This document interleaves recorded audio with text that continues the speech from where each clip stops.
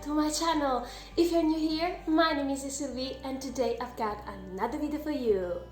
So I'm sorry that I haven't posted any videos last week, but it was really a strange one, so I have no fun to making videos.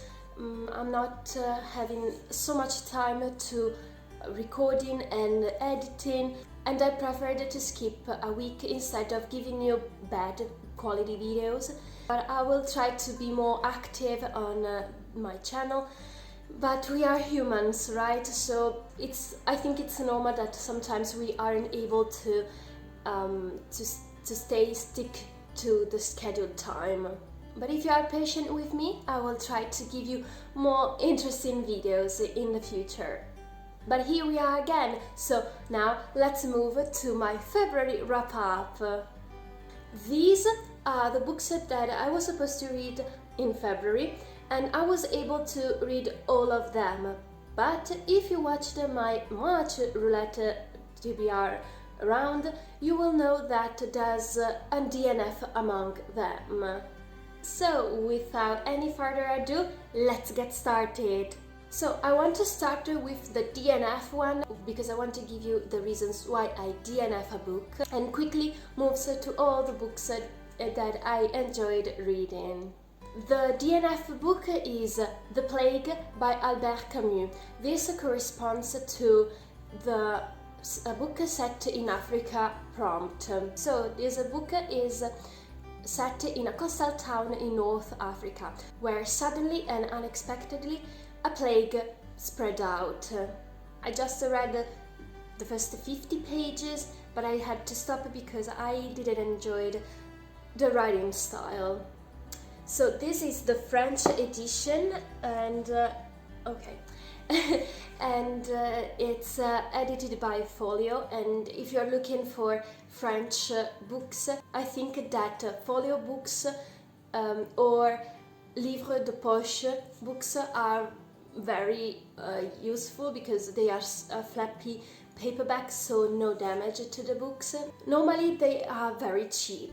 But speaking about the plot itself, we know the story first from the point of view of the local doctor, and this was very interesting because I'd like to know how a doctor will manage about a spreading plague.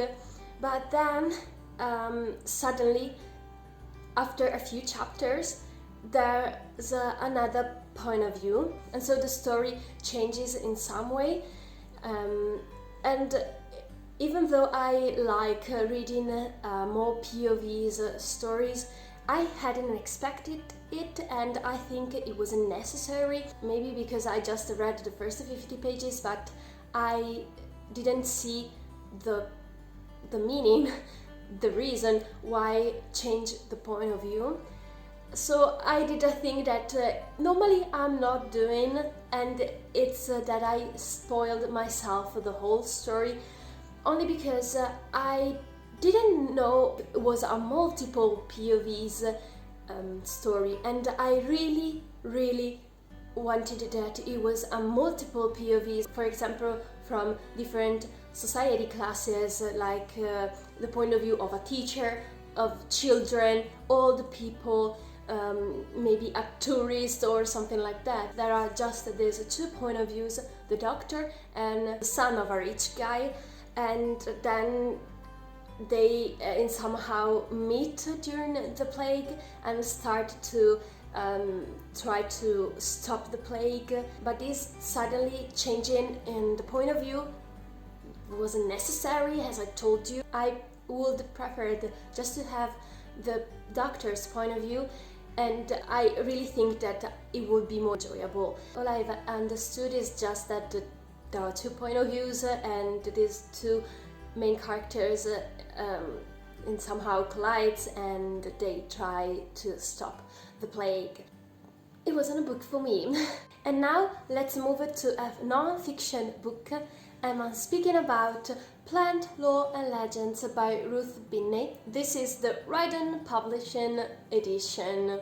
corresponds to one of the two deck cards that I picked during the February round of my roulette. So just to remind you, if I don't guess right the majority of color or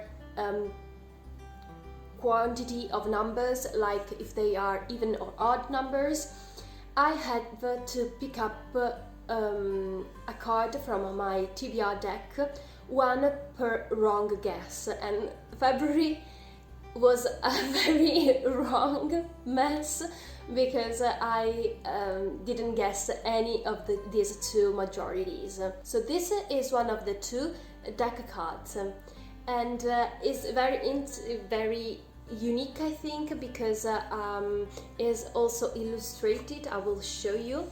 So there are pages like this. So each page corresponds to a different plant that you will, a common plant that you will find throughout the year. And there's always some anecdotes inside this circle.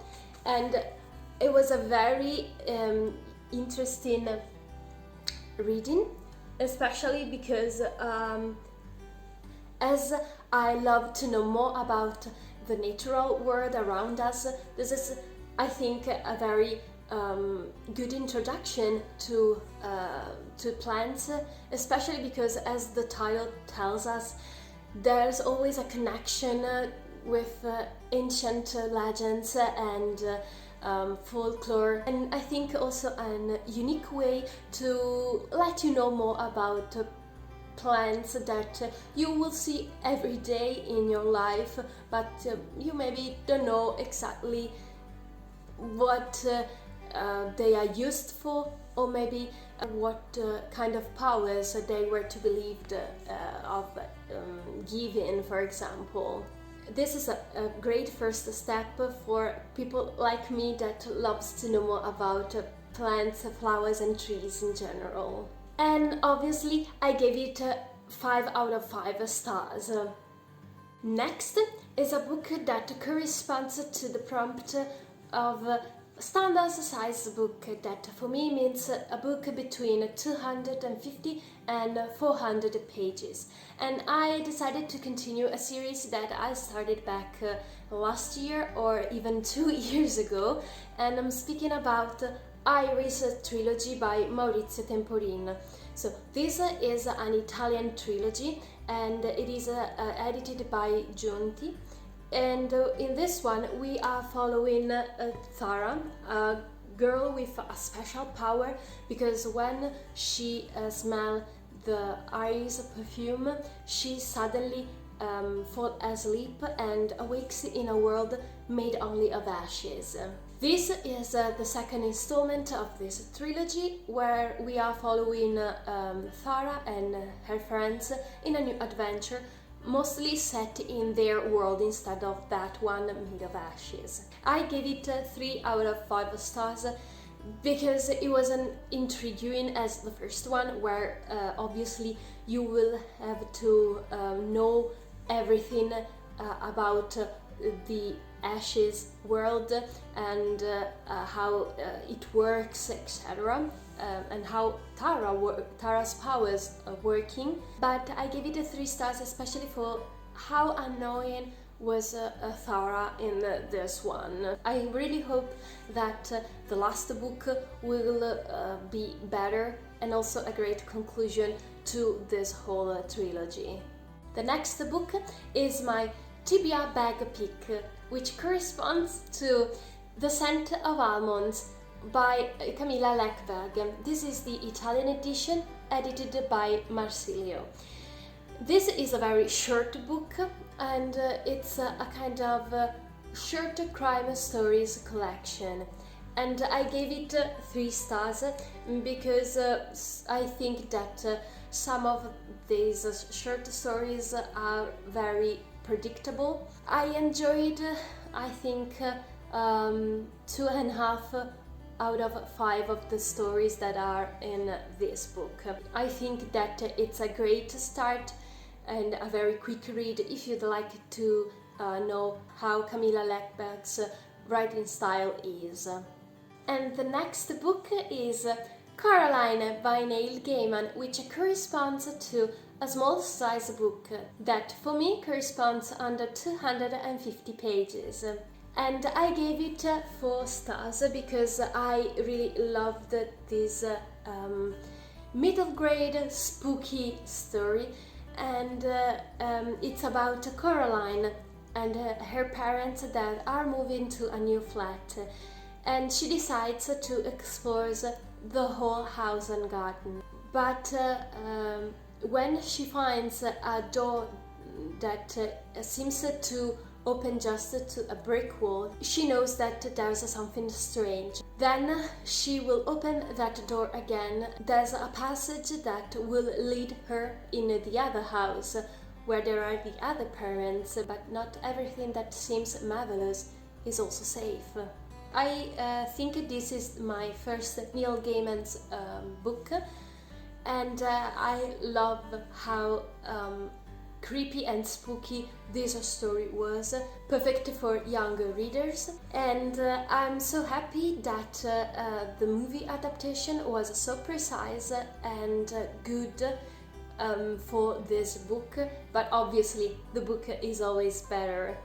And now let's move to the second card from my TBR deck, which corresponded to The Girl of Ink and Stars by Kieran Milhood Hargrave. This is the Random House Children Books edition, and I really loved this story because we are following Isabella, the daughter of the local cartographer, and she dreams of see the world, or at least see the island where she lives on, because she is forbidden to go beyond her village borders as everybody else. But when her best friend disappears into the forbidden territories, she volunteers to guide the search using her abilities of mapping and her knowledge of stars and aware of ancient legends. I loved this book. I loved how the author gave us historical details of the political situation on the island, and also the legends in which Isabella believes in.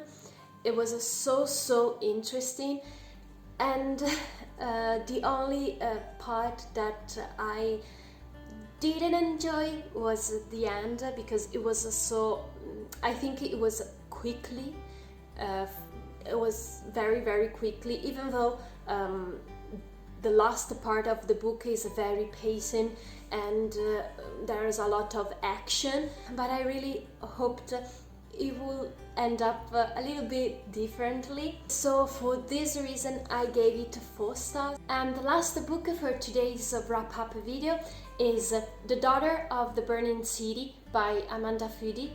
This is the HQ or HarperCollins UK edition, and its prompt was a book published between 2016 and 2020, and this was first published in 2017. So this is Amanda Fudy's debut novel, and I loved this book. It was such a unique story, and I couldn't put it down. We are following Sorina, who is an illusion worker in a traveling circus, and she's the only one in centuries, so she is able to make illusions that are so real that became her own family. But one night, one of her illusions is killed, even though she always thought that illusions are just illusions and not real. So Sorina starts to investigate to know who is behind this murder. She will need the help of a new performer of this traveling circus that isn't born inside the circus but is an outsider of it and may have a secret of his own. I loved this book because of this circus atmosphere, and The circus itself is a kind of a traveling city. I loved how Amanda Fudy tells us about how the circus works and how it's divided, but also I loved to know more about the world outside the circus, their politics and history, a description of each city where the circus will stop. It's very interesting. I hoped for a map illustration in this book because it will be more interesting not only to have a map of the circus, but also about the world itself. That was so intriguing, and I loved to know more about the history, but also I loved the plot twist at the end because it was so unexpected. I was convinced that the killer was another person, but instead the real killer was a very surprise, and I'm really happy to have read it, and I gave it 5 out of 5 stars for its uniqueness. And that's all for today's video. Thank you so much for watching. I hope you enjoyed it. If you'd like to know more about these books, if you have already read them, please leave a comment below. But especially I'd like to know how your February wrap-up went and what have you read last month. If you liked this video, please leave a big thumbs up. And if you're not a member of this family of book lovers, please consider to subscribe to my channel, and I will wait for you in the next video. Ciao!